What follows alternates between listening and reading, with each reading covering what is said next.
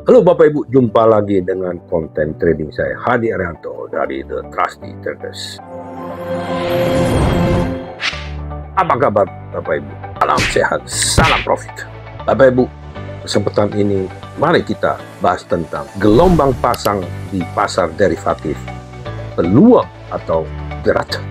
Bapak Ibu, izinkan saya mengajak Bapak Ibu untuk merenung fenomena yang kian ramai dibicarakan, baik di kota besar maupun pelosok desa. Sebuah fenomena yang melibatkan mimpi cepat kaya, namun juga tidak sedikit yang jatuh terperosok karenanya. Fenomena itu adalah trading forex and gold. Di tengah dinamika geopolitik, geoekonomi, dan perang dagang global yang semakin intens, nilai mata uang dan harga emas terus bergejolak. Di saat sebagian orang melihat ini sebagai peluang, tak sedikit pula yang justru terjebak dalam jerat ketidakpastian.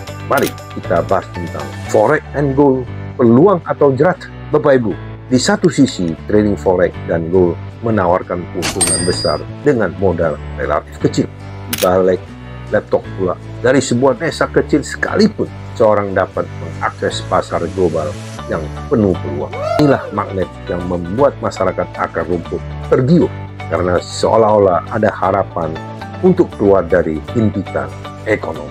Namun, seiring dengan itu, ada fakta pahit yang harus kita akui. Tidak sedikit orang yang kehilangan segalanya ketika geopolitik memanas, seperti konflik antar negara besar, embargo energi, dan perang dagang. Hanya harga emas melonjak drastis, sementara nilai tukar mata yang bergerak tak berhenti.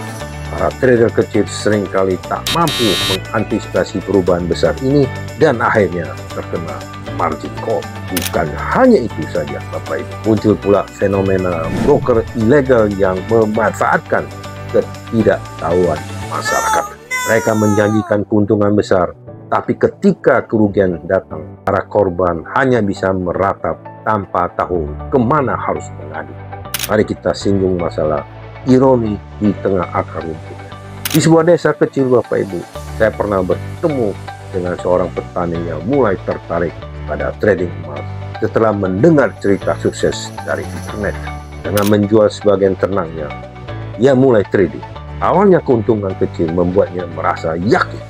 Namun ketika harga emas tiba-tiba anjlok akibat perubahan kebijakan ekonomi global, petani tadi kehilangan semua modalnya. Disinilah letak ironi itu. Saat sebagian besar masyarakat kecil bekerja keras untuk bertahan hidup, harapan akan keuntungan instan justru membawa kerugian besar. Petani ini tidak sendirian Bapak Ibu. Ada banyak orang di akar rumput yang merasa dipermainkan oleh pasar derivatif yang tak terjangkau nalar sederhana mereka.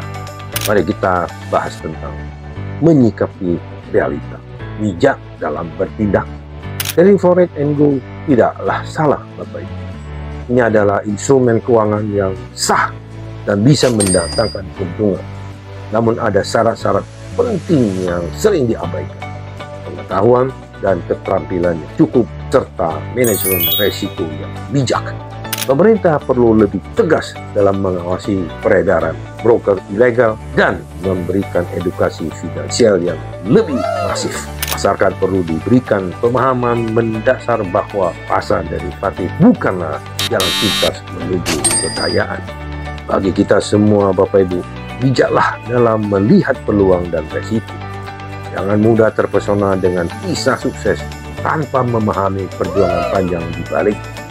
Jika memang ingin terjun ke dunia trading Bapak Ibu, pastikan bahwa kita telah siap mental, finansial, dan intelektual.